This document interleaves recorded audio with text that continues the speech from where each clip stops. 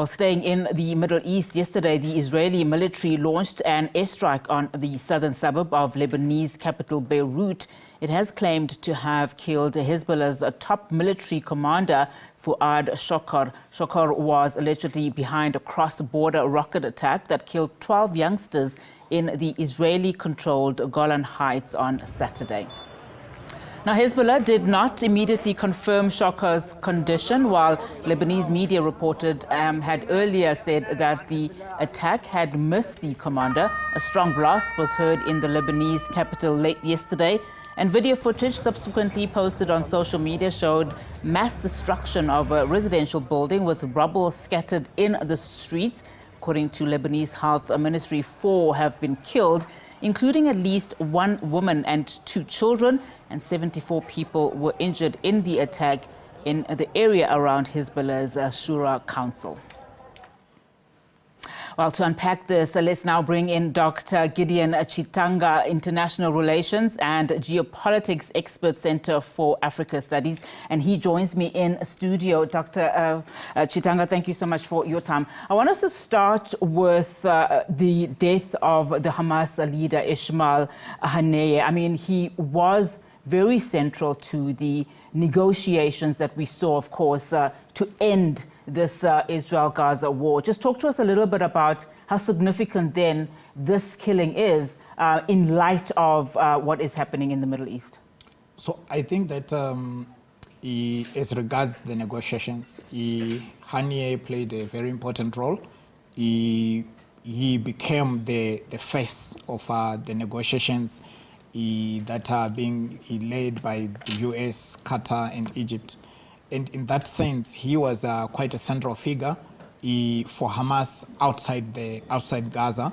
He is probably the most significant key point on the side of Hamas in terms of linking Hamas within the Gaza Strip, within Gaza broadly, and the factions that are outside Gaza. So he became the face. He became the representative of the ideas and the interests of Hamas within the negotiating framework.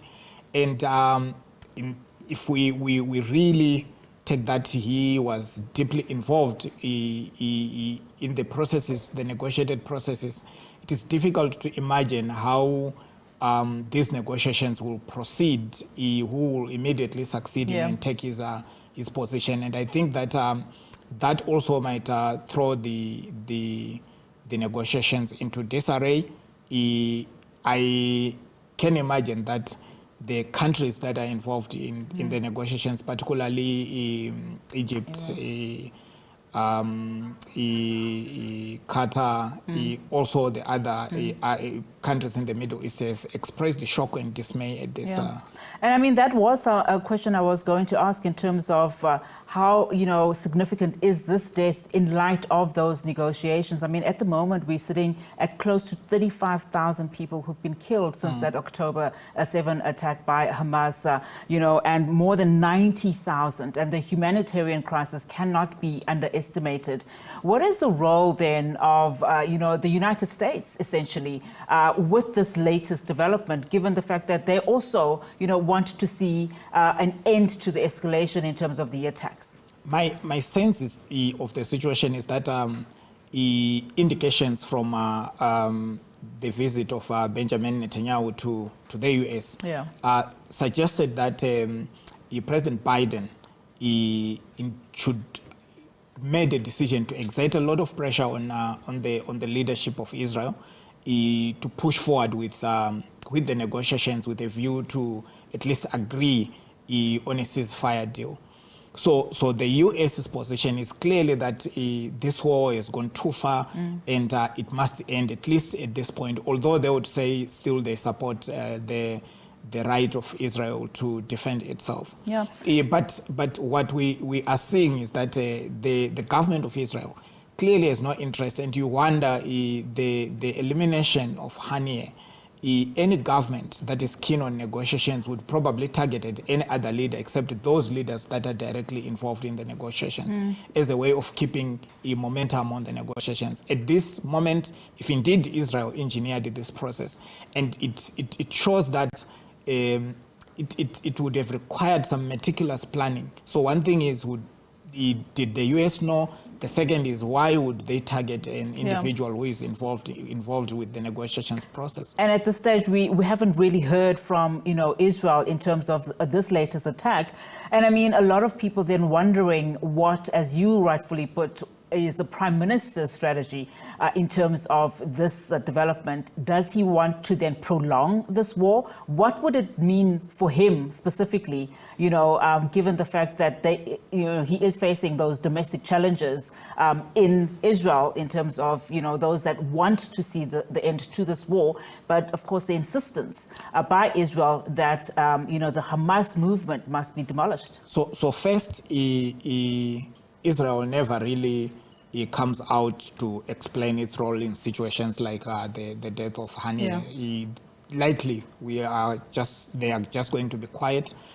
But secondly, Netanyahu has been very clear that his call is to eliminate or liquidate Hamas, and he does not see a future role for Hamas in Gaza. Unfortunately, it is the other key partners of Israel who are pushing for a kind of a post-conflict partnership that can include different factions. And basically, there is no way that Hamas can be entirely liquidated because it's a strong military faction. People always believe in it. And when situations like the assassination of a leader happens, it polarizes society, but also weakens the moderates. People start to look at the extreme factions as the most trustworthy and believable, likely the factions to follow. And this is the problem that this situation creates. Of course, there's always been fear from your leaders in Egypt, as an example, Qatar, as well as the US to some extent, which is why we saw, the number of negotiations that were happening to not have this particular war, spread out to the entire region. Just very briefly, as we wrap up our conversation, just what is currently happening in Beirut, and as far as, the airstrikes that we've been seeing leveled between the two countries, and of course, the Hezbollah significance in terms of that development. So I think that as of yesterday, there was talk that they would be restrained. But I think the killing of Haniyeh shifts the dynamic. So these are two prominent leaders in organizations that are allies who have been eliminated in less than 24 hours in between. One would say it sends shockwaves, it demonstrates power on the side of Israel. But I think Iran would be really offended that one of their senior allies has been killed in their territory. So that would be cause for concern, and they will definitely seek to retaliate. I expect that Hezbollah will not retreat. Probably will see escalation.